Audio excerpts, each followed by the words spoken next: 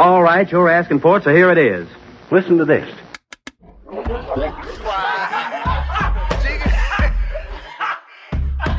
want you fucking laughing at we partners pod, kid.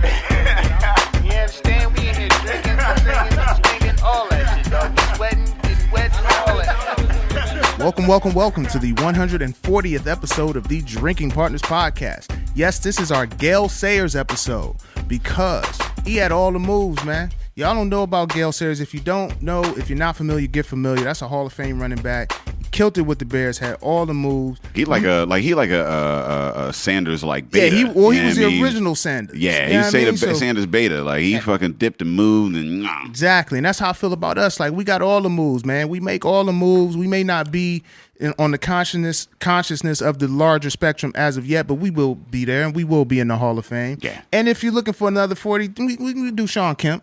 Because, between Day and I, we got the Kemp Peyton pick and roll going, man. We got that shit going. And if you don't know who I am half of your hosting tandem, Ed Bailey. I'm joined, as always, with my co-host, Dave Bracey. Say what up to the people. What's good with you people? We are the Drinking Partners, and if you're looking for us, you can find us on epicastnetwork.com/partnerspod. You can find us on IG, Twitter, and Facebook at PartnersPod. And you can find us on iTunes, Stitcher, Libsyn, and Google Play under Drinking Partners, man. 140 episodes, man. We've been asking y'all, and we will continue to ask y'all, all right? Please, hop on iTunes, rate and review. That's how you know we're doing well. That's how we let others know that we're doing well, and that's how we continue to do well. So please, hop on iTunes, rate and review. Hey, listen, you love us. You see us in public. You tell us you love us. Now we just ask that at the click of a button, you tell the internet, tell the world, man. And as always, we will say this. We will continue to say this. This will always apply. Dave's being an asshole over here. I'm trying to do I sell these Drinking Partner glasses over here. My rundown. I don't know if y'all know we got merch. In lieu of rates and reviews, we do take shots of Hennessy, and we will take those shots out of a Drinking Partners glass. Yes, we will. All right, shout out to Car Guy DJ and the Conways. The Conways always showing love, man. Yo, they both always show love, man. I saw Jay's Car Guy DJ coming up to the after party, Hitopolis or whatever. He came through. He came through. He had the new Ram truck. You know, he all about kill me with all these new trucks. He always got a. How you go from a 16 to a 17 to an 18? He always in a new truck. Like Car Guy DJ gonna have to start buying us bottles of Hitty, man. Wherever new truck you get, you better have. I saw your Instagram post where you had all the shit on the side. The Ram box with the ice and all that. Yeah, Car Guy. We on your head. Yeah, we need a bottle of that. Man. Great guy. I'm gonna tell y'all that's one of the best parts of doing this, man. Is like you meet authentic people, you have authentic interactions, you all enjoy each other. They enjoy what we bring to the table. We enjoy the interactions and just the love that they bring to us. So, yo, man, rate and review or just stop. If you see us in public, just stop us, man. We ain't famous yet. Yeah, so we ain't famous yet. Tell us what you don't like. Yeah, I mean, tell us what you like. Tell us what you don't tell like. Tell him what you don't like. Don't tell me. Tell him. Don't tell me. Truth. So I mean, if you're listening right now, man, we're second podcast in, and as you know, second podcast usually gets a little, bit more tipsy, and we're tipsy courtesy of Hitchhiker Brewing, man. Shout out to Andy out there working hard than a motherfucker. They just opened up down in Sharpsburg with the new spot. It's crazy down there, man. Like I can't wait till they, next summer when they got it all laid out. Yo, they went from nano to like big pimping, like quickly, and it's awesome seeing his progression. We were down there. We did a live podcast of first year they were out. Then we did it again the second year with Alex Sapula. Shout out to Alex. And then we third year they're opening it up, and to see the progression is amazing, man. I love to see the glow up. Yeah, and seeing Andy working, putting his back into that shit, like down there in that little ass basement, just in Mount Lebo, like just working hard, and like to be having this 15th and Canal, man. You could taste the elbow grease in this motherfucker, man. Well, you don't taste grease. You taste really good beer, but just hard working. I don't know. I guess, it's good as fuck. You know what I mean? That's what happens when we try to get too wordy with the reviews. Just say it's good as fuck. It's good as fuck, man. All right, there we go. Shout out to Andy out there working hard or whatever. If you're wondering what this is the 15 and Canal. It's an American Pale Ale brewed with oats. It gives it a nice good mouthfeel out there, motherfucker. It's hopped in the kettle with Citra and Mosaic, and then double dry hopped with the same. So you get a little bit of that on the front end, then you get a little on the back end, just to like reinforce that motherfucker. You know what I mean? So shout out to Andy and Hitchhiker doing good shit. And honestly, man, and this is, I'm gonna say it, man. That is probably like the nicest mile that you could have brewing in the city. They got D&G over that motherfucker and Hitchhiker in Sharpsburg. You know what I mean? And then you cross the bridge, you got Dry Log right over, you know what I mean, across the bridge. You got Grist House, you got Lawrenceville, you know what I mean, that strip or whatever. That is a nice mile radius to find yourself in. Well, they saw opportunity. It was like, hey, what's going on here? Nothing. We'll make something happen. Nothing's happening. We'll make it happen. Truth. So, shout out to all those brewers. You know what I mean? They've all been on the cast. I mean, listen to the episodes and whatnot. And, we're fortunate to have that. Also, Epicast is keeping us running smooth today, man. This is smooth at this 15th and Canal. Look at these 18 cameras. Yeah, they got us feeling. I feel real like talk showish. You know what I mean? We need to get like a Jenny Jones intro music or something like that. Like, welcome. Is it? Come on, hey, my name's Ed Bailey. I'm here at the Drinking Partners Podcast. I'm the co-host Dave Grace. I don't have a voice. You gonna have to do the intro if we go super commercial. You gotta do the intro though. Yeah, yo, man. I'm just like these crazy ass cameras coming off of Hilltopless, man. They keep us sounding and looking amazing, man. When you hear this, when you see the photos, like when you go on Facebook Live and you see us over here, you know what I mean, popping bottles and shit, like that's all courtesy of Epicast, man. They keep us sounding good. And if you are, say, a podcast, or you want to get some media shit cracking, or you're a small business or large business, and they want to you want to maybe hop on a award-winning podcast. We've done that, to promote your brand. Holla at Epicast, man. They do it all, and if you're looking for that, hop on epicastnetwork.com/services. Tell them Drinking Partners sent you. The truth, man. Don't just hop on because you heard it here, and then don't tell them. Tell them we sent you. We need those referral points. We got to make our quarterly incentive. Truth. Yeah, I mean, shit needs to happen. All right, get on there. We need them commissions. Show love. You know what I mean? Show love. And one thing we got to do, we got to read, because you guys been listening. It's 140 episodes in. We got some faithful listeners, and we have people who review. And this review I'm going to read today, I actually want, if we can, because we're 140 episodes in, and we like to get the reviews. We love for you to tell us you love us, but let's get more in depth. So this is called My Favorite Episode by Millie0202. It says the boom concept. Millie0202. Oh, that's because in New York she Millie Rock. I was trying, we did Hilltopless yesterday, and I was so trying to get a Millie Rock contest to pop off at Hilltopless. We had look, if you go to the Cool Kids. First of all, shout out to the Cool Kids for coming through to the city and just blessing us with a great performance up at Grandview Park. Great view. They tore that fucking hard, stage put it together. down. Shout out to Neighborhood Allies and all the sponsors, man. It was a blessing to be a part of that, man. Just to be a part of that, be on that stage. Being on stage, that backdrop with the city in the backdrop, with Mindful, the BBC in our hand. You know what I mean? Everybody had our BBCs in their mouth, and it was a fucking amazing. It was an amazing experience. Shout out to Mindful and everybody that was a part of that. I mean, work hard. I mean, Josh Lucas. I mean, if it's six floors in the building, man, putting all that together. It was a dope experience, and we appreciate you for that. So, in reading this review, it says my favorite episode again by my Millie0202. The Boom Concepts episode is my favorite. Episode 92. Please keep up the great work and bringing in great guests. That's what we want, man. From now on, like, you listen to an episode, if it moves you, leave a rate and review so we know what we did well with that episode. Maybe we can keep that going, keep that positive energy going. And two, let the people know, man, just for people who try to get into the podcast, they may be new, they may have heard about us. You may have told a friend, you leave a review, say, hey, that review said listen to episode 76. They go to episode 76, they enjoy it. Now they're listening more. Now we all having more fun. More shots of Hennessy for us. More shouts out to Car Guy DJ and the Conways for them. You know what I mean? More Hilltoplesses. It's just all good. Just leave the reviews. That's it. We working out for reviews. I mean, this is free. You ain't pay for this. I mean, you pay for your phone. You pay for your internet connection. You pay for everything to get here. But you ain't pay for this, man. We working for reviews out here. So, and as in the vein of working, we got to get into this this right before we get into the episode. October 19th. Yeah. Hurry up and say something funny out at Apis Meadery, man. We'll be out there. Day and myself, Day hosting, me being on the show. So make sure you come out and support. You know what I mean? Man. It's a stacked lineup, man. Dom puts on a stacked lineup. Let me tell you this, man. This lineup: Derek Minto, Razor Wadney, Mike Sasson, Terry Jones, Felicia Gillespie, Alex Homiak, and Gillespie, man. Is it Gillespie? I'm pretty sure it's Is Gillespie. it like a Dizzy Gillespie, Felicia Gillespie? I believe I don't know if there's another Gillespie. It's Jif or Gif. Yeah, I mean, now we just told it was Jif, but all right. If it Mom's like you, choose Jif. And I don't know if she's a mother.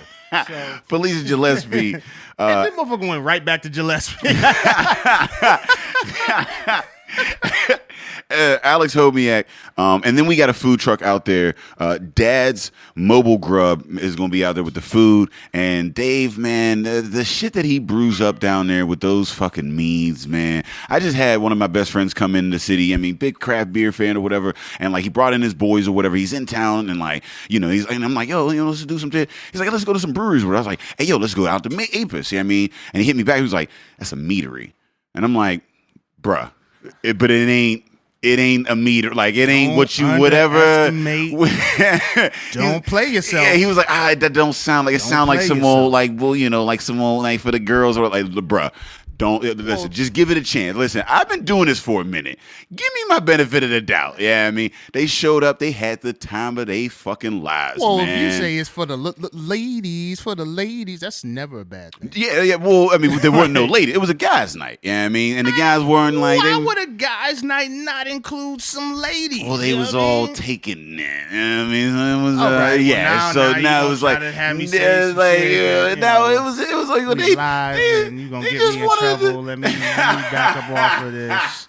Let me just drink meat. That's all. There's two different types of niggas that come into town. This is the niggas like, where the bitches? And this is the niggas like, look, I'm just trying to stay out of trouble. Like, get me through and get me out. Like, yeah, I mean, he's one of the latter. Like, so I mean, he wasn't, and he was like, I don't know about this. By the time, like, hard craft beer drinkers, all about the hops. They love all the good shit. They went out to Apis and they had a fucking flavor adventure and they were like, yeah, they brought bottles out. They had a fucking flavor adventure. Yeah. So we going to be down there. October 19th, Apis Meadery. Hurry up and say something funny. Heckling encouraged, man. This is a crowd work show. We want you to shout out and be like, yo, you ain't funny. Fuck you.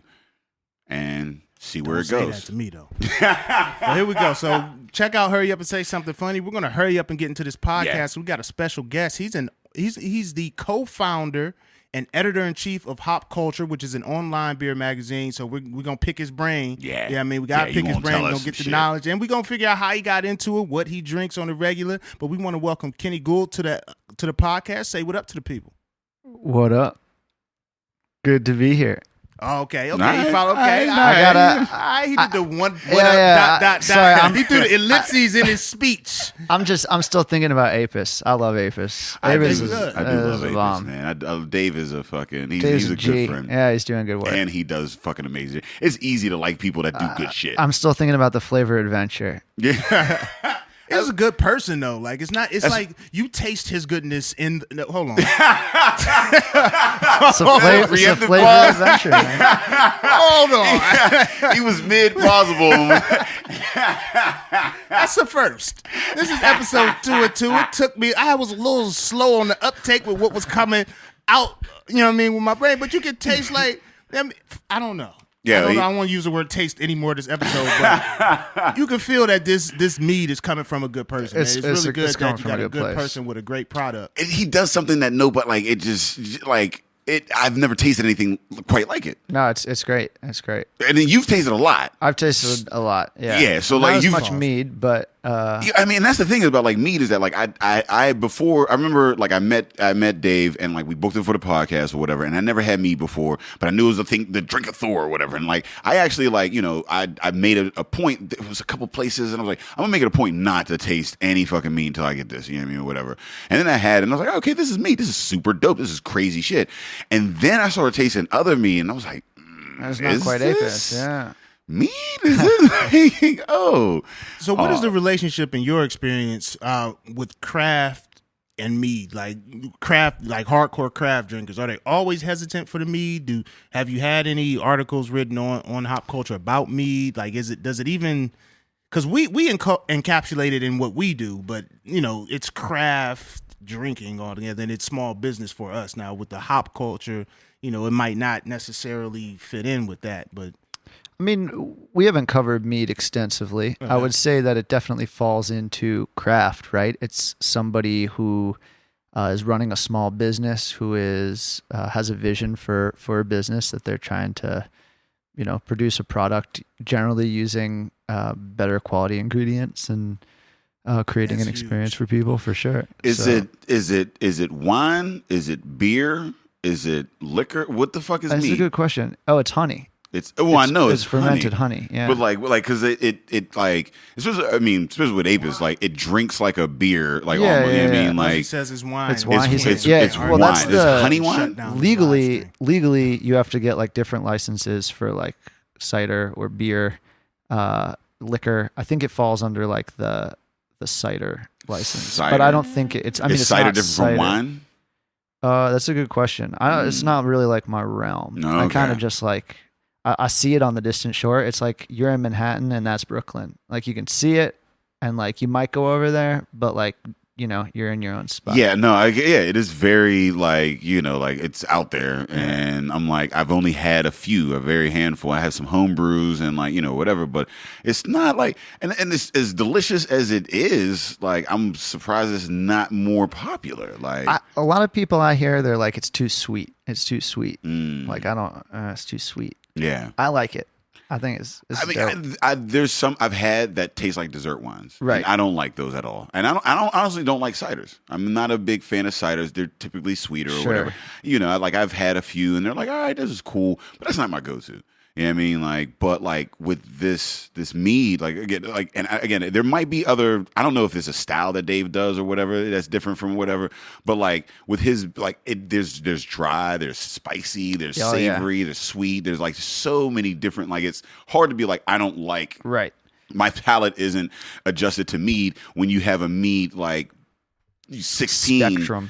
Spectrum where it's like whatever the fuck. Like I had my boy came in and he's Jamaican born or whatever, all about the jerk or whatever, and he had that habanero dip and was like, "What the fuck is that?" I was looking at Buzzy to see if I needed to pause that. Buzzy said, "Yeah, it's a go." Is it possible? So, how did this all start? How did hop culture start? How did you get into this? Oh man, I was in college actually, and I was part of a beer of the week club. I ran it. College? Yeah, in college. Damn. Okay. So I was a freshman. I had a dude who was a senior that I was good friends with, and he ran this club. And he would go to. It was called Sam's Quick Shop. It's in Durham, North Carolina, and shout out to North Carolina. Yeah, you look at it and you're like, I don't know. I'm not going to go in there. That's not maybe the place for me. Yeah. Now they renovated it a little bit, but it was an old gas station. And it looked like the kind of place that, you might get your head put on a pole or something. Yeah, it's a setup. Yeah, but someone playing some terrible joke on me, man. But you go in there and it's just like floor to ceiling craft beer, just like from all corners of the universe of the world. I guess they don't have intergalactic beer yet, but not yet. We're working on it. Not yet. Not yet. The aliens drinking the best shit. Oh dude. yeah. They're gonna get that asteroid hop. Man. I can't wait. Shit glow in the dark. I can't wait. Yeah. At least, right? It's floating or something. Yeah, they should. Whatever the aliens drinking, I want some of Yeah. that. 3 nipples in virtual reality. Yeah, right. So I joined this group and it was cool. He would go in there, he'd pick a light beer and a dark beer. He'd just pick 2 6-packs and then get together with like 5 other people and we would just kick it and, each get 2 beers and hang out every week for an hour or 2, listen to music or just like, it's a good way to just relax during the week. And it's kind of how it started. Yeah, I mean, like I did, like I had roommates a few years back, maybe a decade ago or whatever. But like, we all kind of like we actually lived over in Highland Park, like on the east side, and there was like this beer distributor, and like, you know, it was my introduction into craft beer, and like they always had like some sale, like, you know what I mean, like, and it was a craft beer sale, so it was like Saranac was on sale or a full pint, and you come to those things, and like we all lived in this place, but we didn't know each other all like that. It was like one of those Craigslist things, like you just like end up there or whatever. But then we started to realize that like every time we opened the fridge, like they had craft beer, I had craft beer, we run out of room in the fridge, and it was like, fuck, he's got it or whatever, but he drinks some great beer, and I'm like, man, and then I would like grab a beer and then feel bad and then like put a 6-pack in later, like, I felt bad, but here's a, you know what I mean, and then after a while we came together and was like, look, why don't we just like each of us just buy a case a week, and then like, you know, and that's cool, and then we could just share them all or whatever, and like, and that's how like I kind of got into like, you know, because I would go find shit that I liked or I thought would be cool or whatever, and that would be in there, and like, and then I'm not paying for as much, and then like, you know, you get experience or whatever, so it was that kind of communal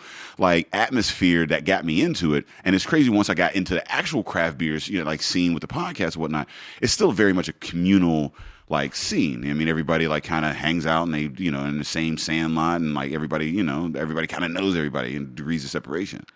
And it's crazy that you got into it the same way. Yeah, I mean, it's I don't think I've ever told this story before, but in high school I tried alcohol once, and it was like one time, maybe too many. I was at my friend's house, and he was like, "Yeah, we can drink a little bit," you know. Thought it was pretty cool. So sorry, that's the American way. It's the American way. In high school. Yeah, and you do it, and you know, I think I wrestled at 103 pounds in high school, so like I wasn't a big kid, and I drank far too much, and I got so sick. I ate a candle, like I thought I was gonna die. You ate a candle. I legit ate a candle. You wrestled at 103. Wait, time the fuck out.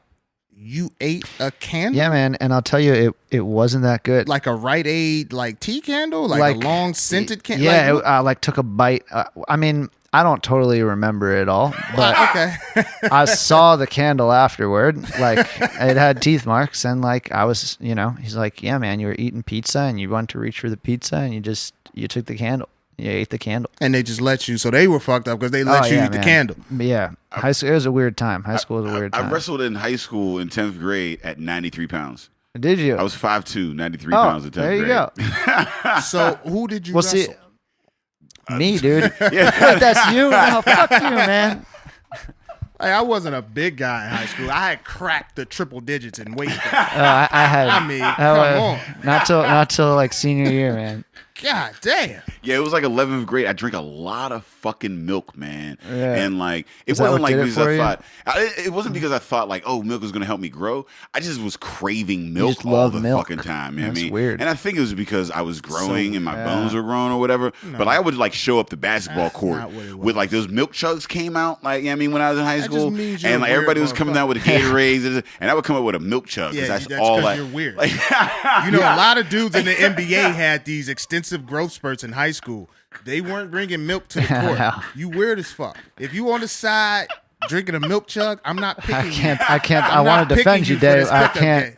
Like, we got this pickup game going. I'm definitely not picking the motherfucker over there drinking a milk chug. My mom made me buy my own milk. Cause I had my job. I was like 16, 17 or whatever, and like she was like, "Look, man, I know you gonna buy your own shit." That's making us poor buying all this milk. I spent my money on Adidas's and milk chugs. Adidas's. That's a good way to stay out of trouble, man. What the fuck is an Adidas's? Adidas's. Shoes. Just Adidas, bro. Multiple. I spent my money on Adidas. Why did you try? And I'm making this word up. Why'd you try to plurate Adidas? He said I spent my money on Adidas. The same way you made up plurate. But everybody knew what the fuck I was talking about. I like plurate. I'm gonna use that. See, that's a swag. Like, so no, I'm not playing basketball with a dude's stomach all warm, drinking all this fucking milk. Just like all up in my face, just breathing. You're not getting milk on me. Yeah, but so I didn't drink for years. I didn't drink till college again because I just couldn't even smell it. I'd just get sick. And then I think I was making up for lost time or something, but I tried these, buddy gave me some craft beer, the same guy that brought me into this group. And I was just like, what? So is the co-founder of Hop Culture, is he from the same group? So, no, but I did meet him in North Carolina. Okay. We went to school together and we were friends there. We met on a bus. He's like 6'7". It's amazing how you'll meet people. Yeah, when you're right. young. It's crazy. Like when you're younger, you can meet a motherfucker anywhere. Right. Well, he was wearing this. Reading Rainbow. Yes. Great show. So he was wearing a Reading Rainbow shirt, and it said "Catch the Reading Bug," and it was like 3 sizes too small for him because dude's like 6'7", and we were on a bus, and I like saw this dude, and I was just like looking at his shirt, and like I looked up, and we were looking at each other, and I was like, "Nice shirt." He's like, "Thanks." And then we became like real good friends after that. Yeah, I don't know.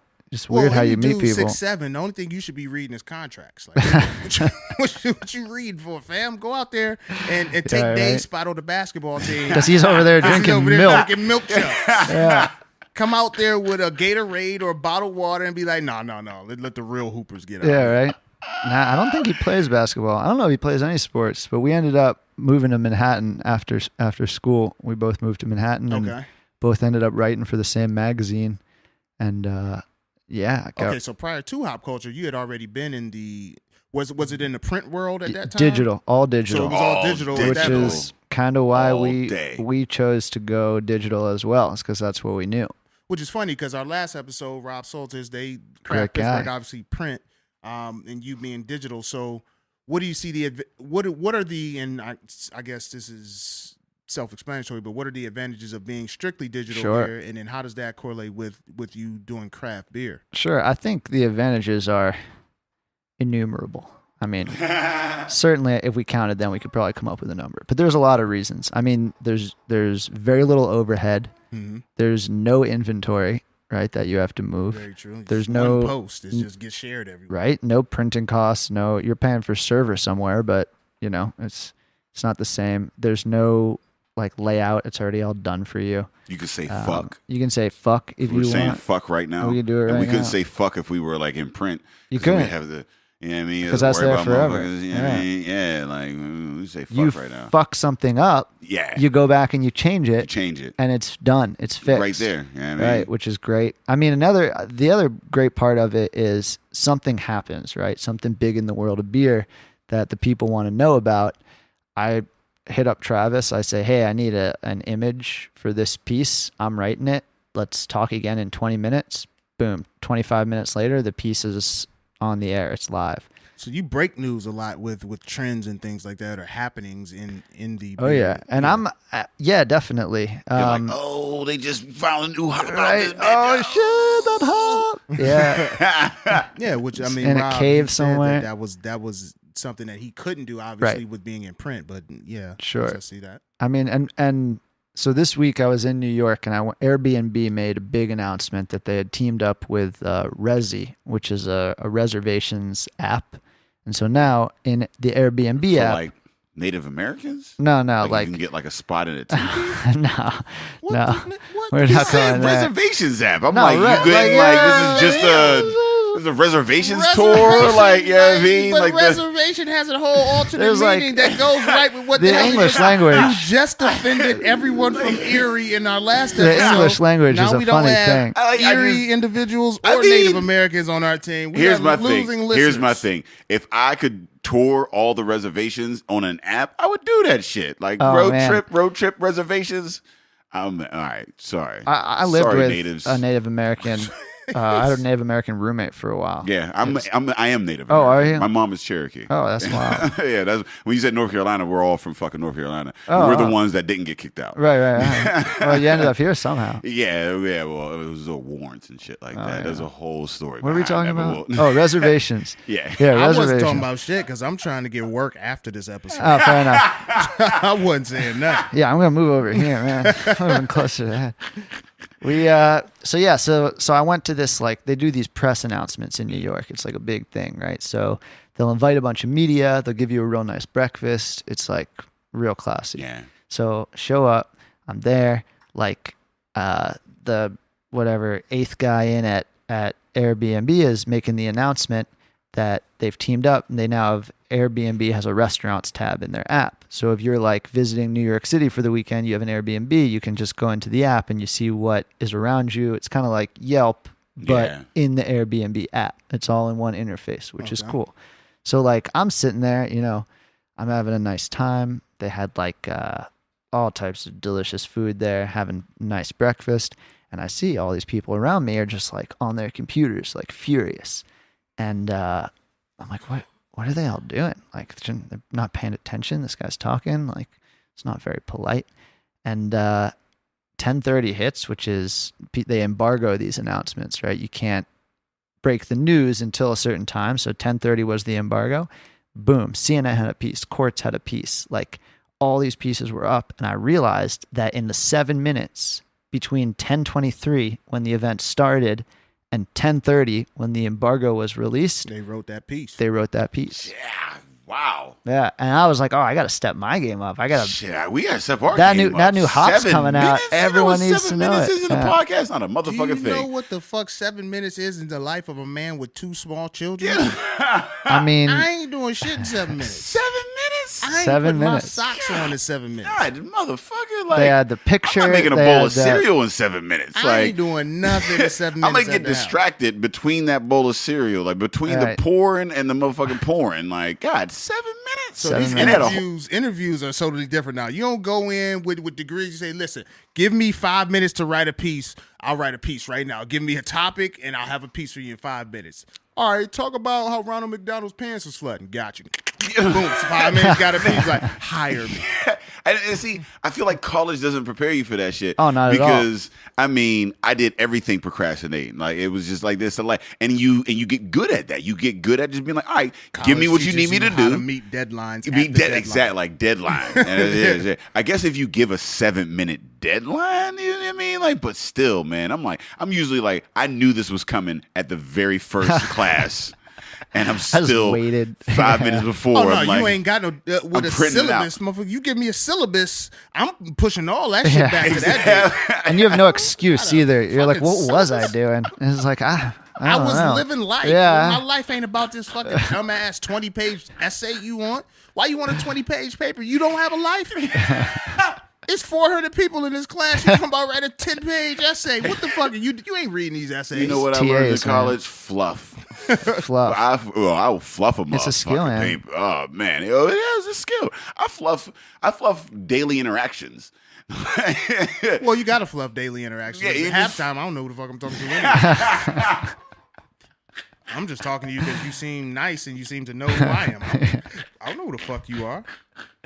If you come up and say, hey, Ed Bailey, then you got to understand. If you come in and introduce the conversation as I'm Ed Bailey, yeah, I don't know who the fuck you are. Therefore, and thus, Yeah, like, don't be offended by people not knowing who you are. Like that's not a negative thing. Like people, you don't know my life. You don't know my life. yeah, nah, not at all. Shit, this is the second podcast, and Yeah. we are in it. Sorry, I'll keep We're it on, in I'll it. keep it on track. We gotta drink this too. Yeah, we You gotta ready to get drink in. this? You brought beer, so Hitchhiker I brought beer, beer. and then Yeah, you brought I beer, brought so we some got to beer. get into this beer. Let's Like do that's it. a thing. So let's do that. What did you bring us? I brought Tell us. about This is from Denver. This is From Denver? From Case. Not from. I bought it in Denver, but it's from Glenwood Springs, Colorado. nice. Made by Casey Brewing and Blending LLC. It's called Cherry Fruit Stand. It's an ale aged in oak barrels with cherry added. I think this variety was the Bing cherry, which is pretty dope. the Bing cherry. What the fuck is a Bing Bing cherry. cherry? I guess it's just like a type of cherry.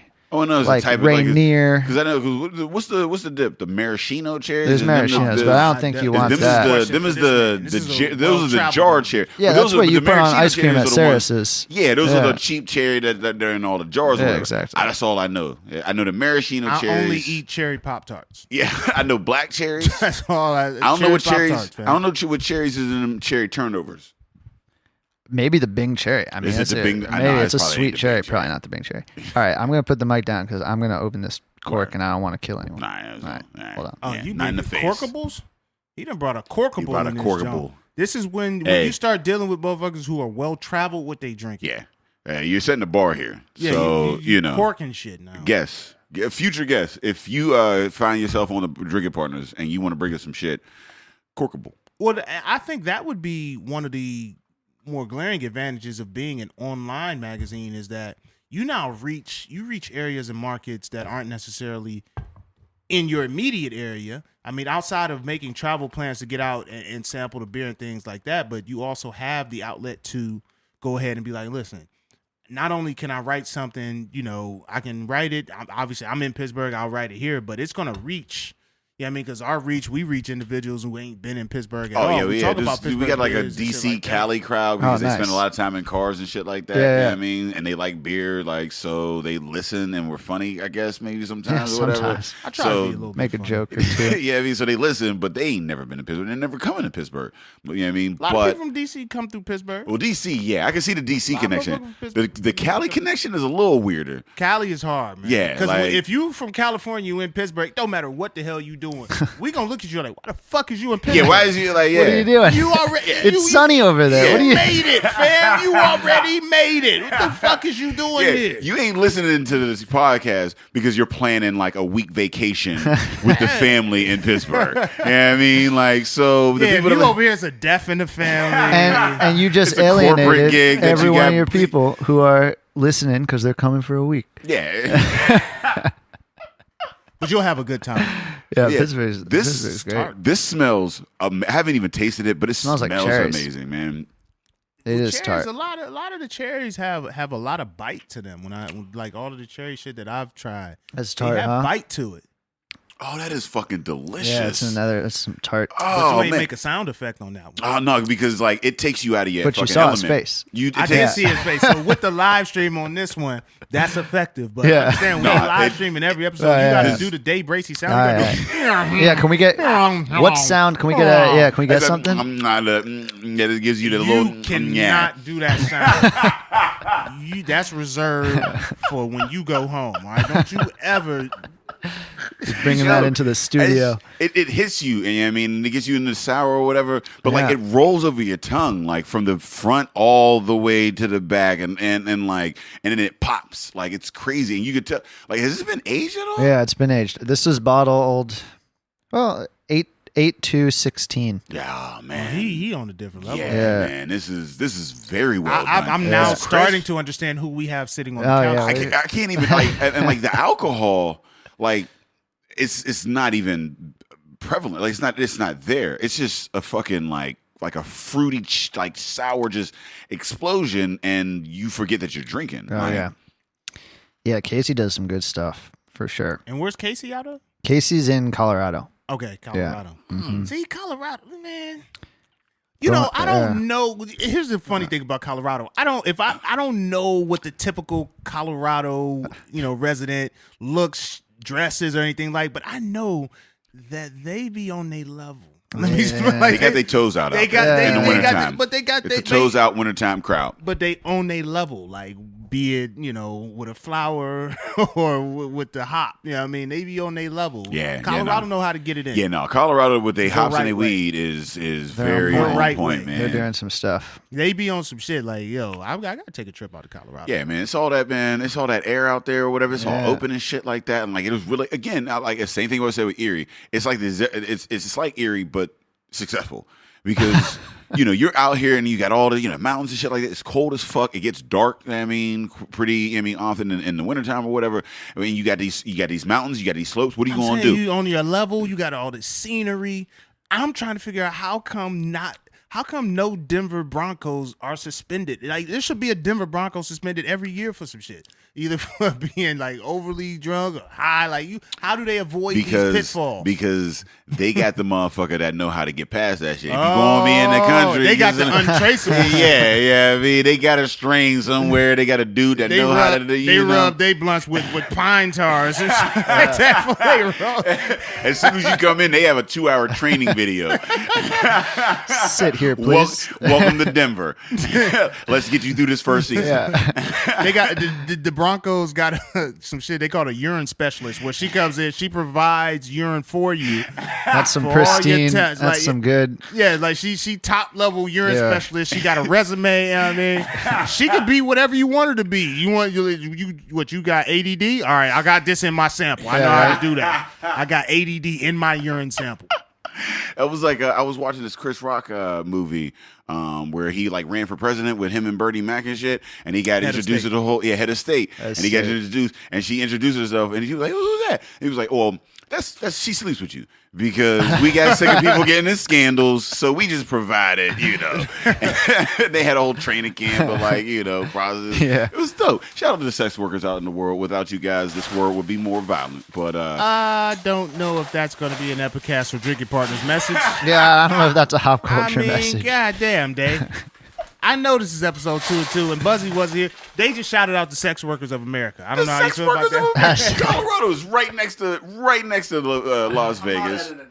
He's not going He's leaving it in. Right next. Listen, Dude, we're all sex workers to a certain extent. Imagine the world without porn. You know how agitated your average dude would be on a regular basis without porn. Can I just on some real shit? I'm not a huge avid porn person ever in life. You might not be, but you can at least appreciate how agitated a motherfucker would be if they did not have that. I don't know. That's what I'm saying. I don't know that life to just rely on porn. No, not rely on it.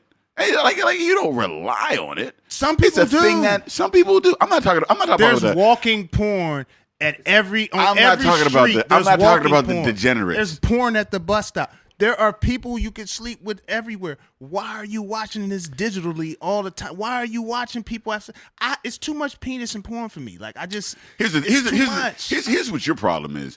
You're an attractive, ambitious, successful, black male. pause on all and that you've been, because that's not what it is. You but might- like so you're You like might you're just not, be too good looking. Yeah, That I might mean, be like the problem. you're like there's some guys out there that just you know what their hand is their only mother. Yeah, I mean, and I here's feel my sorry thing. for that guy. I do. Hold on, I feel sorry for him, Your but hand? I also am very appreciative of the woman that got filmed doing whatever she did that got that dude off because he's not shooting up my motherfucking residence. As a result of that, there it is. Damn, Yeah. I don't think if you ain't busting nut, you gonna shoot somebody. It's- I mean, but have you been frustrated and been like, I'm just saying, you're more frustrated. Not life to the degree that I'm gonna shoot. Life somebody. is always best that fucking 30 seconds right after. Well, here's the thing: whenever I've ever been sexually frustrated in life, basically what happens is I'm more apt to send that text that I know I'm not supposed to send. That's what happens. Be like, Bad I'm gonna decisions. send that one out. I'm gonna Bad decisions. but I ain't gonna shoot Yeah, that's nobody. just- Because bad decisions for you ain't shooting up motherfuckers. Bad decisions for a motherfucker that ain't getting any of that shit might be shooting up motherfuckers. Well, then if one he don't deserve sex, and sex is the last thing he needs to be Yes, doing. he He needs to be in doesn't. therapy. He should be. I hope he is in therapy. But while he's going through therapy, I'm glad that he has a little screen in his room that he can just get the fuck to do what he does and then fucking move on. So I ain't got to worry about him showing up, shooting up shit. I wonder if there are hand jobs involved in therapy at some point. I'm sure in some places, man. For real though. The world is a weird place. You It's got a people weird drinking fucking- milk on the basketball court. Yeah, You got- like, you gotta have a milk before his hand job. yeah. This is a weird place I think there is for sure. there's some clinic somewhere where they offer hand jobs after the therapy. Yo, we did a podcast. We did a podcast at a strip club where a stripper gave milk titty shots.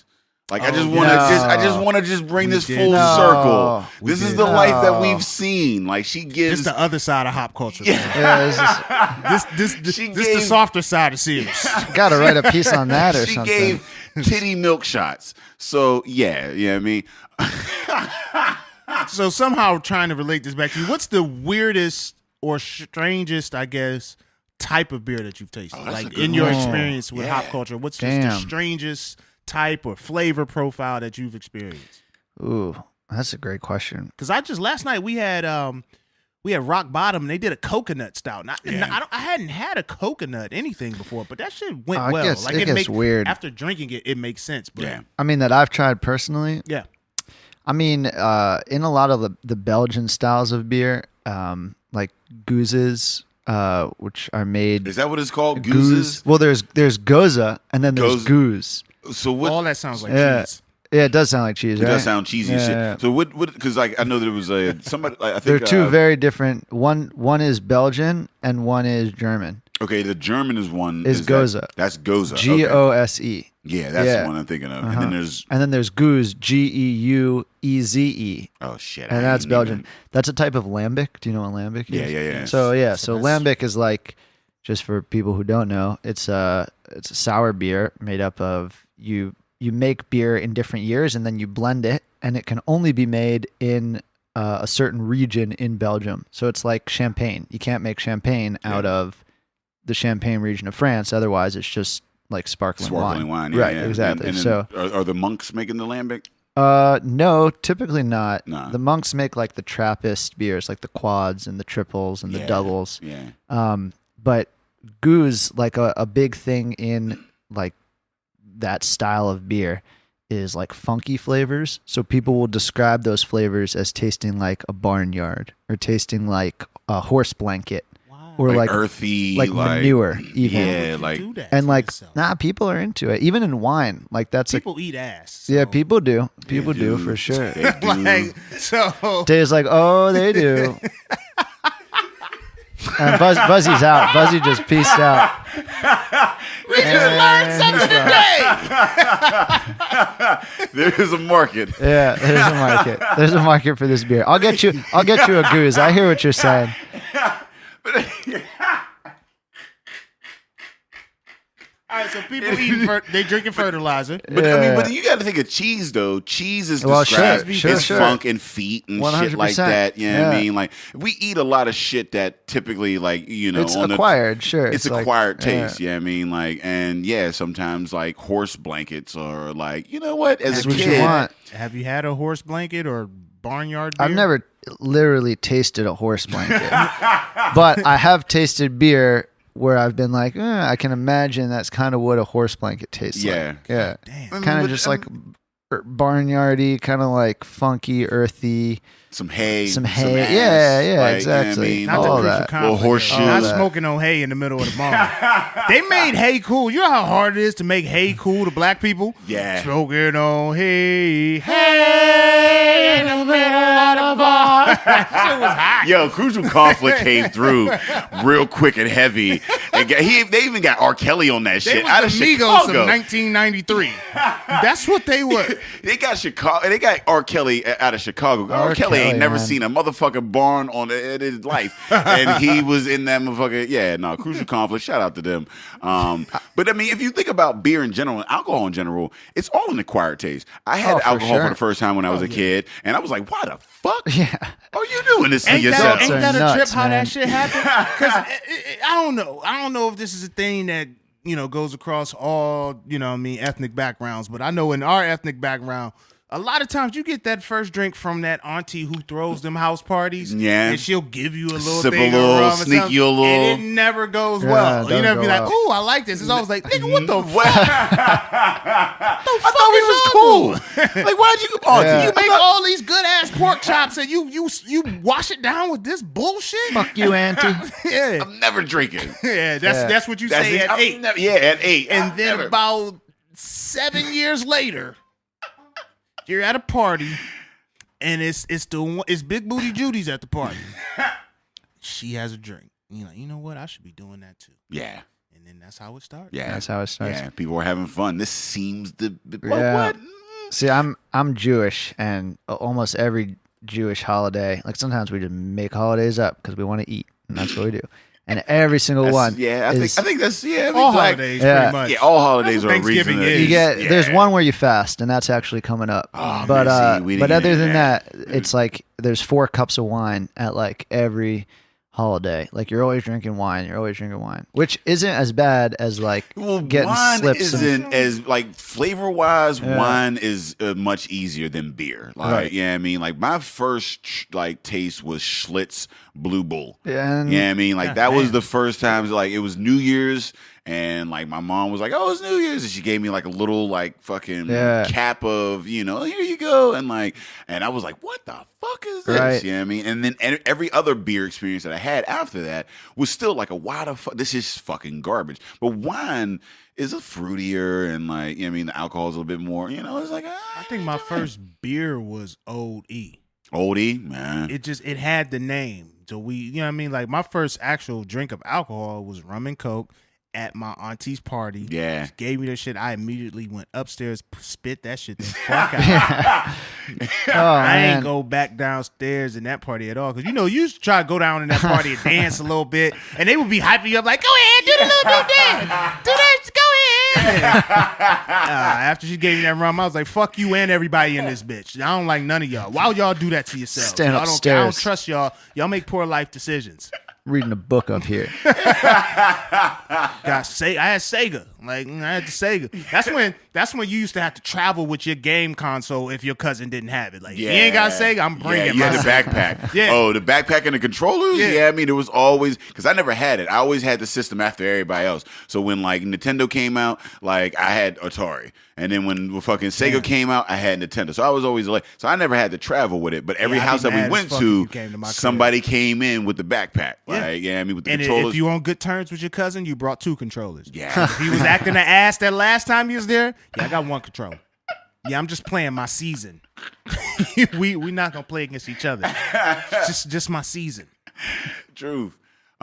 So like, how did hop culture become a thing? Because I know you like, it was Pittsburgh and then New York and like North Carolina. Well, yeah. I move around a lot. Yeah, like so like how do you connect these scenes across, how cities and demographics, because like it's easy to get it into a scene in one space and then grow from there or whatever. Right. But did they connect those and like, and like be successful through that? Like how did you go about that? Yeah, that's a good question. Pittsburgh's been a great place for us to really get off the ground. I mean, I'm from here, and the Pittsburgh community has just been so supportive, which has been awesome. We have actually a festival coming up next weekend, Sunday, October 1st, and we sold out 500 tickets in under 10 seconds. Where is this at? Wait, this ain't coming out. So by the time you guys heard this, you should have been in that. Yeah, sorry. Next time. Sorry, we got to do it late. again. That's what we figured out. I mean, we had no idea. Like, we have a bunch of breweries coming in. It's going to be at Dancing Gnome in Sharpsburg. Shout out Dancing Gnome. Shout out Dancing Gnome. Go up 28. Go up 28. Where best mile in the city, man. Like Sharpsburg. Yeah, love that mile. Go up 28. That's a good mile. Beer is great. Thank you. That's cool. So yeah, I mean, like, so that events like that help you be successful in the whole like endeavor. Fucking buzzing. That's a lot. It's more than I bargained for here. That's powerful. That pretty much sums up this podcast. Yeah. Wow. This podcast for me has been more than I bargained for. Certainly. Here we all are together. I'm glad you're here with me, Dad. I'm glad you're here too, man. Thanks, like man. This has been an amazing, like I said, with the growth and whatnot. And like I said, I talked to Jake. Shout out to Voodoo and whatnot. Oh, shout out to Voodoo. And he was like, yo, you got to talk to Kenny. He's a super cool dude. Like Appreciate he's doing it. crazy Thanks, shit Jake. out here or whatever. And you got to link up. And then I did my research and like looked up. I was like, hey, like so. By the way, we're a podcast. Maybe you guys want to come out and I'm a fan of what you guys do and like the knowledge that you have. Like, 'cause we're novice in the whole thing, right? Yeah. Like we just are. Yeah. He coming in high signing, with the cork bottles and shit.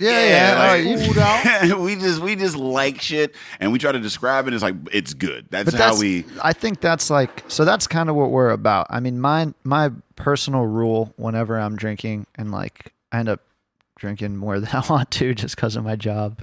If you don't like it, just don't fucking drink it. Yeah. Pour you don't it have out. to like everything. Like give it to someone else. It's like if I brought this in and I told you this is $1,000 bottle of beer, because that's a thing now. Mm. Like and you tried it and you didn't like it, give it to someone else who might, or pour it out. Yeah, don't. Just don't drink it. You don't have to pretend to like it because you're supposed to, or you don't have to pretend to taste something. If you tasted this and you were like, I taste peanut butter in this, like that's your opinion. I've been telling people that fucking margaritas taste like ham, and everybody looks at me weird as fuck, and they're like, why the fuck does but it tastes like ham, and I don't fucking like margaritas, and I don't drink margaritas. They say like fucking ham. So there's that. But yeah, I mean, when it comes to beer profiles, you don't have, there's so much beer. And that's what I tell people all the time. I'm like, there's so many different fucking types of beers out here. You have a palate. There's a beer that fits that palate. That's 100%. the beauty of beer. That's the greatest part of beer. Like, it's like there's so many. Whenever you first get into it, it's Budweiser or like malt liquor or whatever. And then you start to get into like maybe some Belgians or whatever, because that's typically like the gateway beers, like, your Blue Moons or whatever. And then like, IPAs, because that's what you're supposed to like. You're supposed to like hoppy, bitter shit, punch you in the face type shit or whatever. And that's like the, and then everybody's like, oh, I love the hoppy shit. And then people are like, I don't like hoppy shit, so I don't like beer. I don't like craft beer. I like my Budweisers or whatever. And then then it's like, but you can have some shit that like this doesn't like taste this. like what the fuck? You guys Like, are done with that. We got to pull the next one up. like so. Pour it up. Speaking of Voodoo, shout out to Voodoo. With the fucking wax. Yeah, man, they do it right. What is this? This is part of their Ballroom collection. This was bottled in February. This is Voodoo. It has a lot of information, and it's waxed out. I'm not going to read it all. I'll just say it's got wax on it. It's a stout. It's been aged. It's from Voodoo. Jake's the man. It's going to be great. Jake is the fucking man. Jake is the man. He's the fucking Jake, man. We talked about this. You got to come on here and explain them pants. Yeah, you got to explain the pants. Explain all of them. And you got to get out of a podcast without like some sort of tragedy, man. Yeah. Jake brings the party. Jake brings the party. Jake and brings he the party he like comes that. and hangs out with us, and that's the thing. You know what? Our podcast, if this all goes down as nothing that ever happened anywhere, we tap Jake out. Yeah, it happened. Yeah. This podcast happened. I don't give a fuck what nobody says. This shit happened. And we did. I mean, so Jake, come through and not tap out. All right, I gotta know before I open this that you guys are in this with me, because this is gonna be robust. Have you? This is gonna be big. We're the drinking partners. It's All right. episode 2 of 2. Yeah. All right, I'm let's gonna do go it. break the seal before Seal I get breaker into is a this. deal breaker. Yeah, I'm gonna go break the seal. He's breaking the seal. I like how Buzzy like watched me on camera and then breaking it. He's breaking the seal. Kenny's putting Yeah, the microphone down. I gotta I'm the only open one this. working here. All right. All right, tell us a joke or So say here's something what I'm cool going to do. I'm for, going to tell you how great I Cleveland like is. how Day is going to pee outside instead of the bathroom that we have upstairs. I like how you got to touch that microphone after he didn't wash his hands. I didn't touch it. No, after. Like, you got to put him. Oh, these microphones is going to be here till Day comes and wipes it down. Wipe it down. Now this is I got to finish this cherry beer. Like, this is crazy. Like, it's so. You got a knife? I don't have a knife on me. That was a weird question. Like, you think I just got a knife on me? I don't know. I mean, I don't know. Well, it's all right. I mean, I understand. Like, you might be from a place in Carolina where motherfuckers is carrying knives. I don't know what college is like down there. Carolina? Oh, Carolina's man. that That is. shit. I'm from North Carolina. I just think when I think Carolina, I only think of the movie The Wood. My Oh, the God, I'm from wood. North Carolina. Yeah. Now Buzzy brings a knife that I don't know if he should have. Like, that doesn't. That's what do you carve deer meat with that? What the fuck do you- what is that? That's a puncture knife too. Like, that he uses that knife to puncture your kidneys. What the fuck is that? You know this beer is good because you got to work for that motherfucker. Yo, All right. Yeah, you had to work hard. We getting into And you this can't not motherfucker. finish it because you ain't putting it. I want y'all. I hope y'all are watching the live stream to see how hard these motherfuckers is working. You got it. There it is. This is crazy. There it is. All right. Let's pour that up. Shout out to Voodoo, making Shout sure out your to shit is Tight. airtight. Airtight. That's an age body. I mean, you can age that because you know that air ain't going no motherfucking where. If we can't get in that bitch, air can't get in that bitch.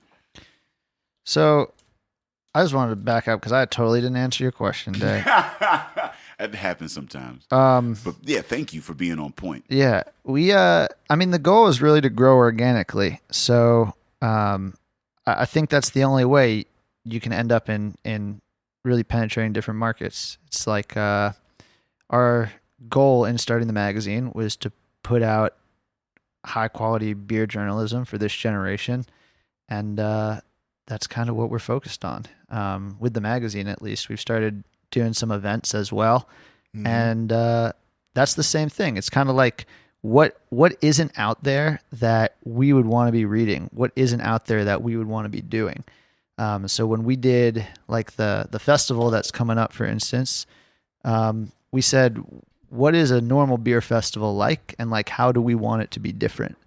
One thing that like I'm not stoked about when I go to beer festivals is like getting my shoes thrown up on. Ain't that man? Yo. That's just like something He I'm did just Hilltopless stoked in white about. shoes. It Who weren't did? white fucking shoes. They You were did? white shoes. They were- Yes, they they were- were white spongy shoes they too. weren't They weren't even like suede. they weren't even It's leather. suede. It was suede. No, but they had the spongy like white dips in it.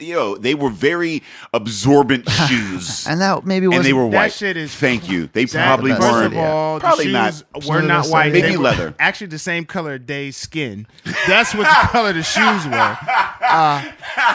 And they're I'm not clean getting now. in on this one, man. Yeah, no. They were tan. Beige. Beige shoes. They were white. They were beige shoes. He spilled some shit. It Yeah. hurt that the beer got on. It hurt me that the beer got on because they were shoes that I couldn't afford. And I was like, I saw him wear it, but I was like, oh, those is cool as shit. And then he just wore them to the Hilltopolis. And it was like, by the way, I just spilled some shit. I'm Hey, like, we was about to be careless. streamed like a motherfucker. I don't know who household I was going to be in. I wanted that first impression to be like, oh, he buys nice shoes. And then I cleaned them up. They cleaned out. Did they clean? Oh, they're clean. All right. Well, as long as you got them clean. Well, you go again. right home and do that. Yeah, That's why I yeah. left the party. I sacrificed the after party to clean my shoes. Yeah, yeah. That was those shoes are worth it after. Yeah, party you probably for got that. some Yeah, clean I mean, shoes though. It was decent. It was regular. It was just Adidas. They some nice Adidas. Don't let them. They was some Adidas's? nice ass. They was some You got nice some ass Adidas's? Adidas's. Yeah, nice. Yeah. I don't know what the fuck Adidas is. That's the shit that Stephon Marbury sends out to Walmart. I want to buy my son some Starberries, but I only want to do it if he's getting in trouble. Like I'm gonna buy him Starbursts for the first day of school if like he acted an ass that summer. Be like, yeah, this is ain't no Nikes, bruh. The punishment shit. Cuff these baggy ass jeans and rock these Starbursts. This is what happens when you make terrible decisions. You wear shitty shoes. And I don't like to say that about Starbury because it's a positive thing that he's doing. Yeah, it's a but good thing. God, Yeah, it those is good. shoes are ugly. They are. They were. They were tough to support. Are we doing this? They were tough to support.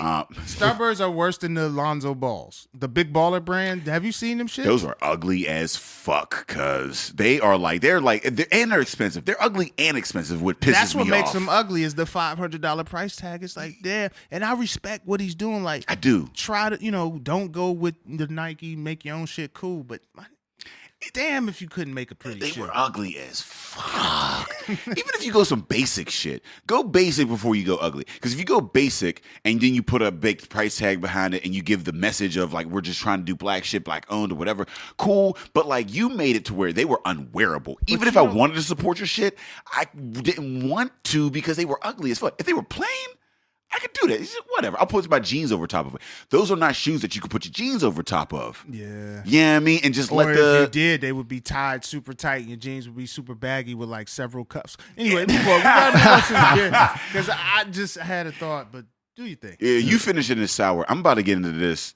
It smells gonna get into this. weird as fuck. Yeah, that's I can't probably even the barrel. That's the barrel. Is that the barrel that I'm smelling right? I can't even. I don't know, like. Why we gotta listen to you smell the motherfucker? You ain't gotta listen to it. Y'all We- can talk. we There's heard three all that. motherfuckers out here.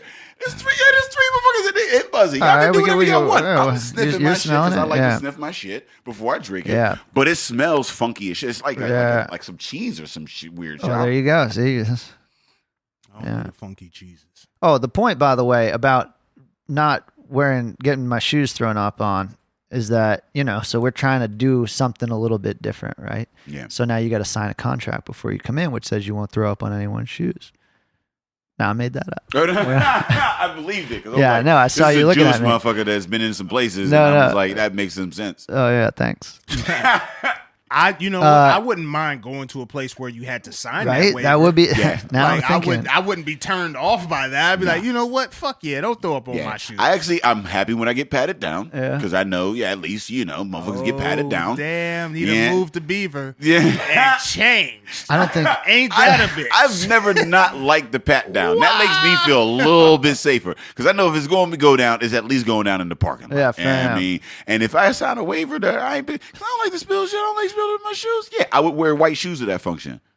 I would not wear white shoes to Hilltopolis. As this Yeah, motherfucker this over guy. here did. The point was, it's like a calmer event, right? Yeah. There's a focus on the beer. We got a bunch of people coming in from out of town that have never poured in Pittsburgh before that we're super excited to bring into Pittsburgh. It's just going to be like a party I don't know. It's going to be good. But Yeah, there's never a negative like to partying when you got some good craft beer around. Like, gonna be great. And craft beer brings a certain crowd that like I would like to have fun with them. It's gonna For be sure. a safe, cool night. Like hell Yeah, you can make connections, and that's what I've found like in this craft beer scene or whatever, they're great networking events because like beer brings people together. oh, 100%. Good beer brings good people together. It seems like Ooh. it seems like that young That could be the crowd- tagline for like Yeah. you open a brewery. That's it. Well, Way to go. I got to get one every once. Yeah, Usually Ed's the line guy. No, that was good. I'm not Write that one down. Buzzy, can you write that down? I would say something. Normally I would say something to make fun of him, but I was like, you know what? That was a good one. It's like, wow. You broke the hate barrier. Every once in a while, me and Ed agree. 140, yeah, you get me. So like, yeah, how did this come come to be or whatever, and where is it going to be at? Like, because we do a bunch of events or whatever, and I'm always like interested in how they come about. The event or the magazine? What are we talking about? How did it come together? Yeah, the event. Oh, I think one of the guys who works for us, shout out Evan, shout out Dave, super talented dudes. They work for us here in Pittsburgh. I forget which one of them it was, but one of them came up with the name Juicy Brews. And I was like, I don't know what that is, but like it has to be something. We got to make an event called Juicy Brews, just because I thought that was just an awesome name. So I talked to Andrew at Dancing Gnome, and his 1 year anniversary was coming up. Yeah. So he was like, let's make it a 1 year anniversary party. We'll do a joint event, Hop Culture Dancing Gnome. I thought that would be sweet. Because I like Andrew. I like Dancing Gnome. Shout out. I mean, we had him on the podcast. Yeah. And nice. He came with his. I watched that episode. He brought some shit with. He Did he came with bring some it? shit too. Yeah. And Juice he bombs, came. man. Yeah, he came like he knew he had some shit. Yeah. Oh, just Like like he knew he had some fire. Yeah, right. He came in with the cat Yeah. backwards. Yeah, I mean, that's like Yeah, I got Andrew. some fire. No, you can Oh, I mean, just talking about Dave, right? And talking about there's this. You ever read The Prophet by Khalil Gibran? No. He's like a Sufi mystic poet, right? a Sufian A Sufi mystic. mystic. Yeah, What the fuck it's is like- a Sufian mystic? Nah, it's like they're from Iran. The Sufis. He's like a Muslim poet. Uh-huh. But it's just like he writes this prose poetry that's just like you read it and it's like the reaction we had to your line where we had to like take a moment and be like, Listen. oh, this is respect, man. All That's a right, we dope can't line. keep complimenting. It's like, all right. No, I'm just saying, I'm joking. Khalil Gibran, like every sentence you read is just like, You got to read it a couple times. oh my God. Yeah. Yeah. That's what, like in rap. We would like rewind that back. You know what I mean? You got to play that Run it back back. when That's they right. would. That's Yeah, I mean exactly they play it. a line and you'd be like, "Oh shit, whoa, whoa!" And then like, so I grew up with tapes. I'm an old head, Yeah. so we would actually rewind that shit back. Oh, you and would get that. really rewind it. Yeah, we'd have to That actually. era We hear sucks. motherfucking drops. We're like, "Oh shit!" And it would really suck because we would hear it on the radio and we couldn't rewind it back. So then I was in fourth grade when I got my first double decker tape dip, whatever, where I could like have a tape, a blank tape, and then play it on the radio and then like record that shit and then record off of somebody else's tape, and then you could have it. That was first bootleg, that was first pirating type shit or whatever. Yeah. But that rewind that shit back, that was when somebody said some deep ass Right. shit, and you'd be like, "What the fuck did he say? Yo, what did he say? Get Oh, that back. run it back, back. Abby." And you see it, the double entendres or whatever, Yeah. and that's the thing that I respect the most in all of art is when you don't get it all in the first like take, whether it's a sip, whether it's a line that you read, whether it's a verse that was dropped or whatever, whether it's a musical, like you look at Mozart or whatever, like you don't hear all that shit the first time. A show and it has replay value. It has replay value because Right. every time you 'Cause hear it you're and constantly you watch. searching. You're searching for that thing. Like, Yeah. If you know it from the beginning, it's easy to move on. Exactly. You know what real. I mean, it's the same thing with This jokes. song is just a run of the mill party song. All right, let's go. We got it. Let's- Yeah, let's I got see. it. He's Yeah, got a line. He's got a line, right? And he says, I'm going to paraphrase here, but he says, if you are like making the grape, or if you're making wine and you're unhappy, you're not having fun, you're not having like a joyous time while you're making the wine, you're going to make shitty wine. If you're crushing the grapes and you got a bad attitude, like you're going to make shitty wine. And I think like when you look at Dave and when you look at Andrew, like I see two dudes who are like just having the time of their lives. Yeah. Dave is a good dude who loves running Apis. You got Andrew who's like, killing it and just loving what he's doing. And I think I should write about this because I don't have a theory yet. There's no equation, but it is my hypothesis that there is something about just being in a good space, and when you're creating something from that space, that transfers through to the final product. They say happy cows make happy milk. I've heard that said. Yeah, no, that was a whole ass cheese thing or shit, whatever. They're like, oh, happy cows make happy milk, and that's true to life, man. Well, yeah. Like, how can you put a product out about something if you don't enjoy it? Yeah. I'm trying to tell you which ones you should go enjoy, but I don't like it. But you should go enjoy. Right. And that's the thing about and that's the difference between craft and macro, because macro, they're not doing it for enjoyment. They're doing it because money move. It's all about well, we're gonna do some market research and we're gonna figure out what it is, whatever. We're completely removed. This is the mass thing, and this is what sells, and we're gonna do that, whatever. Craft is I like this. I'm having fun doing this, and I'm getting people that also like what I do, and we're connecting. You know what I mean? That's well, you were talking about the fun. community before, coming to Juicy Brews and just like you were saying, be a good event to just meet people, because the people that are showing up there are the people that They'll be good people. Yeah, exactly. And I think that's a real thing. I don't know, I don't have the science behind it, but I think that's a real thing, and it's one of the reasons that I'm so interested in beer. Yeah, because it's a happy scene. 100%. I mean, that's what as comedians, that's what we do. We take life, the tragedies, whatever the fuck, and we give people a reason to be at the end of the weekend, be like, yo, I made it through this fucking week. I need to relax, and that's how we came up. It was we were in places where we were around beer and people that just wanted to fucking relax and forget about the bullshit or whatever. And we provided that. And then when we got into and it was weird, Ed was like, yo, let's call it drinking partners. Let's provide that same atmosphere that we provide. That same feel, yeah. Yeah, let's provide that. And I was like, yo, that's fucking genius. Let's do that shit. Yeah, I mean, and once we got into, once it wasn't supposed to be a craft beer podcast. It was just we just like to drink, and he had Henny, and I had a little bit of a knowledge of some craft beer, whatever. And then we hooked up with Epicat, and Buzzy fucking yelled at us because I said Trogs, and it was like fucking Trogs, and and we came full circle on that though. Shout out, We've Buzzy. been out there now. Yeah, I mean, and then we got into this craft beer scene, and we saw that there's those parallels, and you see it in art in general. This podcast has helped us see the parallels in all of those arts and all those endeavors. Are that you see an artist, and that he's happy as they make the best art when they are doing what they love, and once you commercialize it, once you just do it for the money, there's a little, you can kind of see it kind of drops off. Even in beer, there's some brewers, once they got into it for the money and they sold out, I'm happy they've done that. I'm happy they made a living and they're passionate, whatever. But once they sold out and they got into that level, it dropped off a little bit. Well, that's why I think people take such issue with the big sellouts that have been happening recently in the craft beer industry, where you have Budweiser and you have some of the bigger brands buying up these small craft breweries that for, years now have been the real backbone of the craft brewing industry. Right. Well, there's this groundswell of support and interests, and they got to get in on that because their business is being into it's we got to know what's popping right now. Right. We got to give that. But have you noticed? So, I mean, we're champions of the Pittsburgh scene. Obviously, we just love the people here. Are the craft scenes in different areas? Are they the same? I mean, they're the same. It seems like it would so be that way. It's everywhere I go. I mean, I travel a lot, and I can't go to a city in America where that scene doesn't exist in some capacity. Wow. And that's all been in that scene. Yeah, they right. Support each other.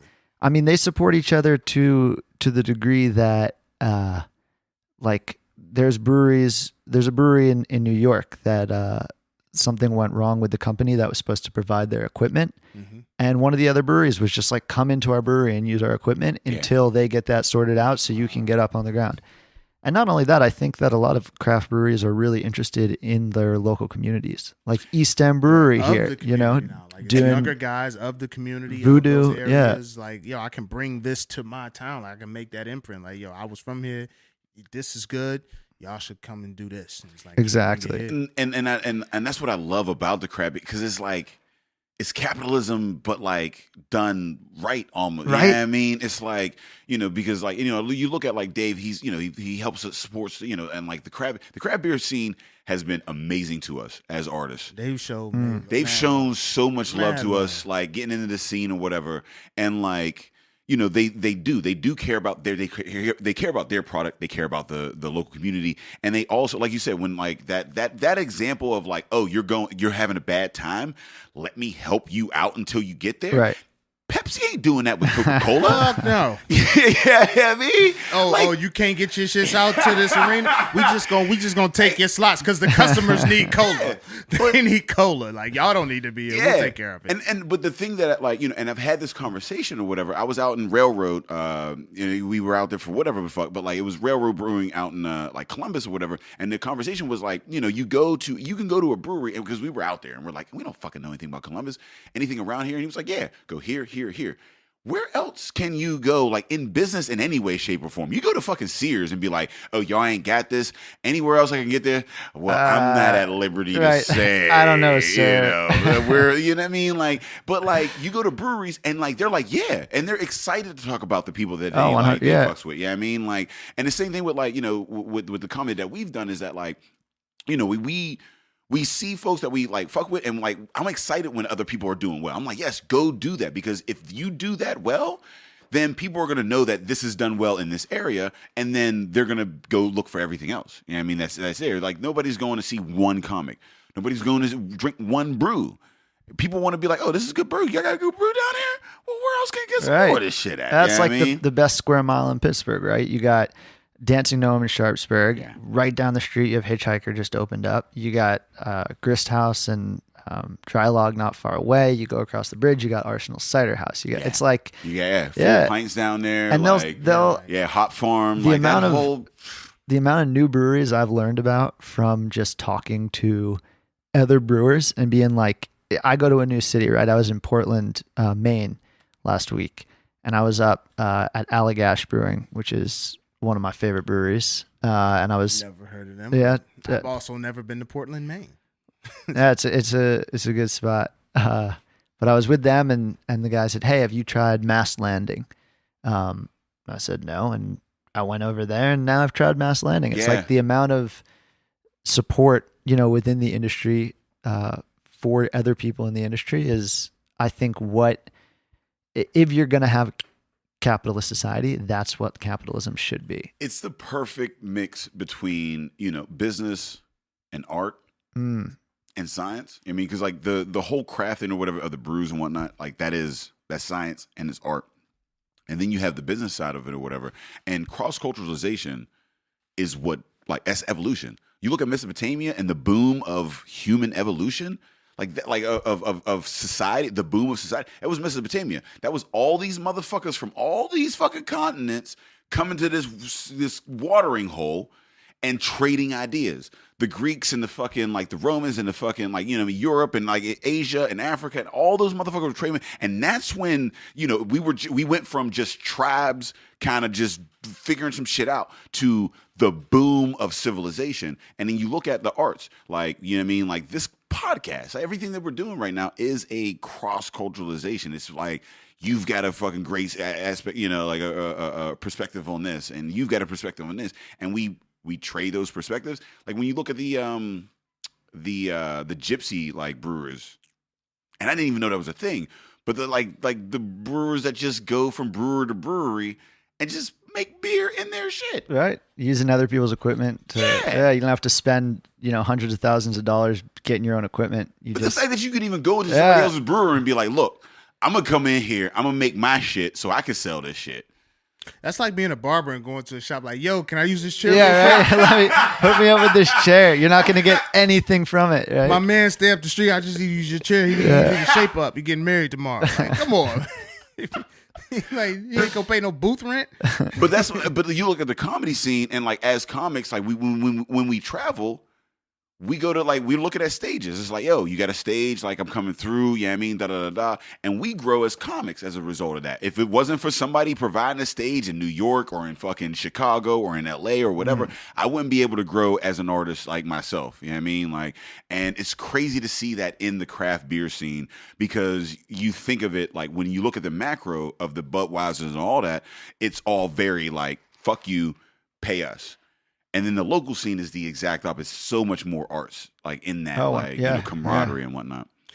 So where do you see hop culture? What do you see its imprint being as craft beer grows?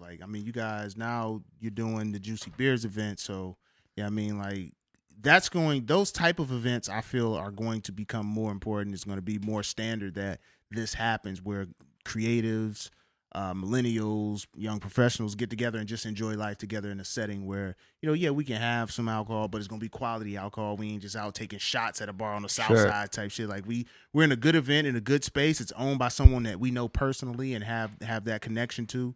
So where do you feel you guys are going to be, or what's the next step for Hop Culture?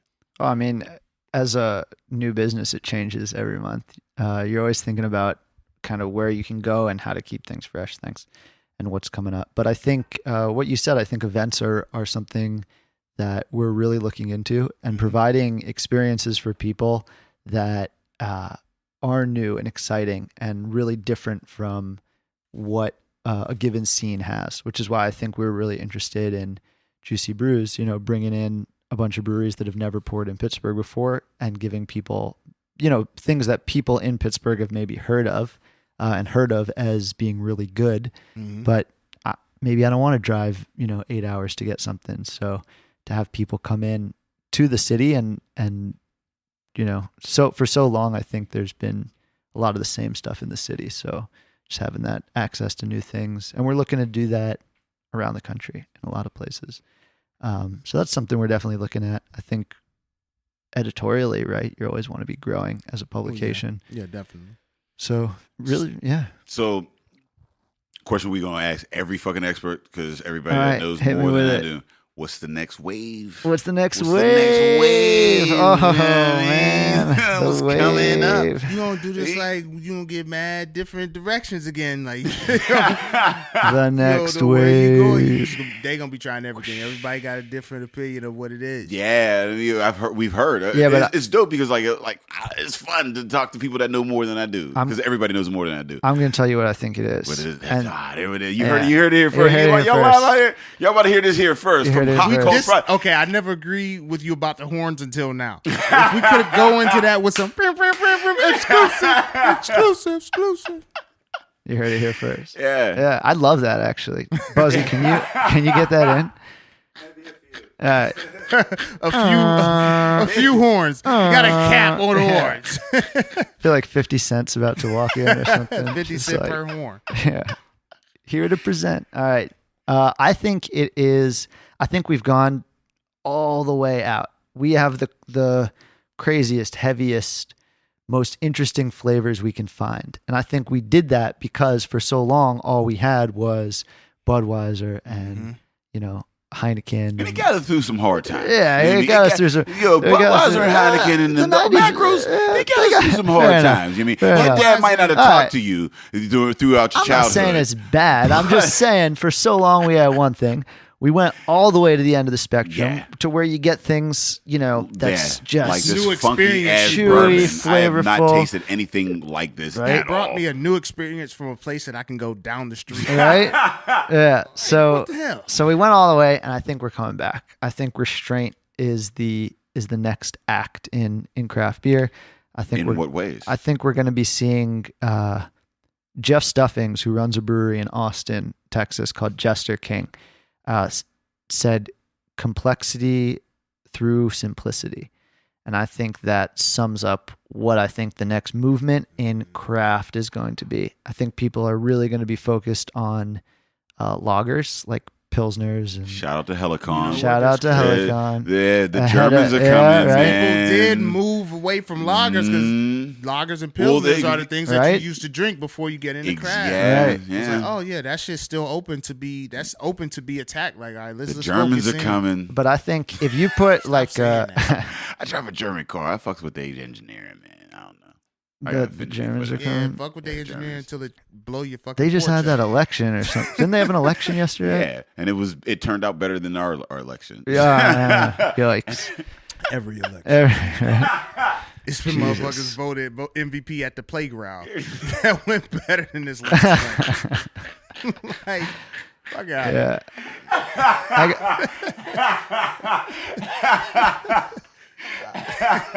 Like, sorry.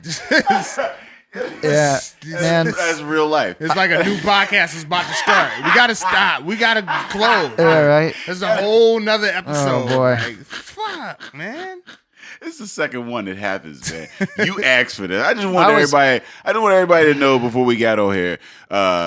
Kid, he asked for us to come in here as inebriated as we were, so we can get shit. I did actually. That's why I brought this. Man. He chose this route, and we appreciate you for coming on. So the loggers and the pilsners, yeah, the I think simplicity. so. I think simplicity. You know what? I actually like the complex lager. Like we had Helicon come in. Dope. I like Killer Pills, Voodoo. You know what I mean? Oh, yeah. We had Pilsner out Trogs, Sunshine Pills, which is a great fucking yeah. You know what I mean? So like I like a lighter, lager or Pilsner or whatever, but it still has flavor. You know what I mean? I can feel like a nice mouthfeel. And that's the thing. Like I don't want to drink it and like if I drink a Coors Light, there's no flavor. There's no volume. It's just water, and I'm pissing the whole time, and I feel like, why? You know what I mean? Like, but if I can get a beer that I can actually enjoy the flavor of and still have the same, because you drink Coors Light because you could drink a fucking 12-pack of it. There's times to drink Coors Light. It's great, yeah. Yeah, I don't know if there's ever a good time to drink Coors Light, but like I would drink. Well, if you came to the court with a Coors Light instead of a milk jug, yeah, you might have been cooler, man. Picked by more teams. I would have picked you. Like I would understand that more than a milk jug. Well, you're not playing beer pong with that, Like that's just. Well, I mean, and I look at when I look at say softball or whatever, it was city leagues or whatever. We play, city leagues or whatever, and we would just like bring some beer or whatever. I like a light beer to do shit like that, mow the lawn or whatever. But if I can have a light beer and have some flavor, that's where we're going, my friend. There you go. Can you play softball off this barrel room? Nigga, you ain't playing hard. Like you ain't playing no ball. Like this whiskey dick gonna kick in, and you apologize. Well, you're sitting on the couch. Confirm nor deny that as a real thing in life. So what we're gonna do, we're gonna have you tell the people where they can find you, and Buzzy's gonna take that out of the episode. No, he won't. I just was told today that he won't. Yeah, we're hopculture.com. You can find us on Instagram at hopculturemag. We're on Facebook. We got a newsletter we send out, which keeps everyone up to date on what's going on around Pittsburgh and the events we're starting to do around the country. You can find that on the website, hopculture.com. All right, Dave. That's it. Tell us where they can find the people. Hey, man, we are drinking partners. Find us. Episode 202. Nobody would have noticed that if I'd just let it ride, too. Fuck. Oh, I got a shout out. Can I shout out an event real quick? Shout them all out, man. All right. Go on in. Well, this won't be out by Thursday, will it? This will be out 2-3 weeks. Oh, all right. Well, when you're hearing this in 2 or 3 weeks, know that we had a really nice time this coming Thursday at Smallman Galley. We're doing a pre-Juicy Brews tap takeover at Smallman Galley. Can I get invited to that? Yeah. Tag me that. Oh, you can come because you're in the present. We're gonna do it. There it is. This Thursday. This is great. Yeah, you're invited too. I'll see you there. All right. Yeah. I was just raising my hand for the invite. Oh, I don't like to ask for it verbally. No, it's an open event. I didn't even. It's an open event. What? I forgot we were on the podcast. I wasn't even trying to shout like put you on front center. I just was like, I just want to know that's coming up. It's good, man. All right, we'll talk about it after the show. Right. Hell yeah. So where is that at again? That's at Smallman Galley. You ever been down there in the strip? Yeah. Smallman Galley in the strip. Where is that? It's like a restaurant. They call it a restaurant incubator. It's basically just like 4 people who have ideas for restaurants but haven't started their like big brick and mortar restaurants yet. They each get like a little kitchen, and so it's like 4 kitchens in a row. And you go there, and you can just decide it's gonna be 4 different menus. Wait, what? It will be a TV show. Wait, where in the strip is it? Between Gaucho and say Penmac? You know where Wiggle is? Wiggle Whiskey. Yeah, Wiggle. Yeah. So it's like, you know where that church is? There's the big ass altar? The big ass church, and then there's all those garages. Yeah. It's like right. That's right. It's right on that corner. It will be. You a haven't been there? show. No, I have not even. How the fuck? It was next to Thin Man's Sandwich, if you know where that is. No, I know Penmac. I know They went out of Savoy. business. I know like there's a couple of the Woolies and whatnot. Yeah. Beer, Staples. The Staples. Staples. The Staples. Yeah, the Staples. Yeah, I know. You know what I mean? Like you gotta, Pittsburgh. We don't give the addresses or whatever. You gotta be like, you gotta turn next to the Pizza Hut. You know what I mean? Like it's that type of city. So that's what's up, man. I definitely want to be in the building. All right. What else you got going on? Shout out everybody. Well, we got Juicy Brews, but we sold out. December 3rd, we got a festival in New York City, which is going to be dope. I just finalized the guest list in terms of which breweries we got coming. So is that like a New York local thing? Like so it's basically the same concept that we did here, where we basically got our 10 to 15 favorite breweries from within a 400, 500 mile radius, and we invited them to just come. People can meet the brewers. They can try this beer. It's going to be a sick event. We basically just took that concept, but moved it to New York, which is where my business partner is. He was jealous. Pittsburgh got a festival and he didn't. So he's like, yeah.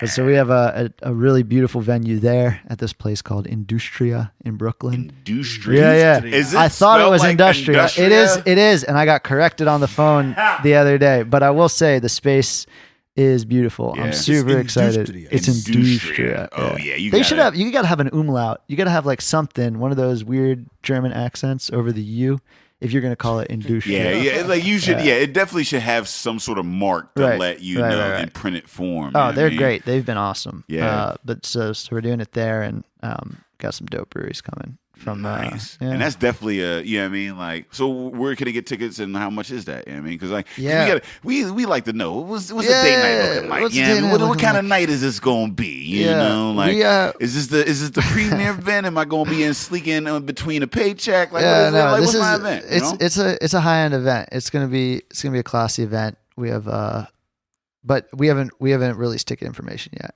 Right. I'm just saying. Hop on that Hop that Instagram at Hop Culture Mag. There it is. Hop on the newsletter. Details coming soon. Yeah, you'll find it out first. Exactly. Nice. Yo, we are the Drinking Partners. If you're looking for us, you can find us on epicastnetwork.com/partnerspod. You can find us on iTunes, Stitcher, Libsyn, and Google Play under Drinking Partners. You can find us on IG, Twitter, and Facebook at PartnersPod. Hey, we want to thank Kenny Gould for coming in. Thank you for Thank this you, beer. gentlemen. Thank you. My God, this bourbon, I didn't even but this fucking bourbon has been fucking funky and delicious and Here we can talk about this. Shout out Voodoo. Shout out Voodoo. You brought Shout the out words out of day. Dave. I pulled him. Shout out to Jake. Jake, come through. Come back. Jake, come back. Come back. Come back, man. So yeah, we definitely want to thank you for coming through and just your knowledge, you being around, very seasoned, very traveled. We got to do this again. We got to do this somewhere else though. We got to do this. No, let's do it in somewhere New York. else. Yeah, let's. You want to come to New York? Let's Or come Portland, to Maine. You know what? I want to go to Portland, Maine. you Because guys they sound like they got whales.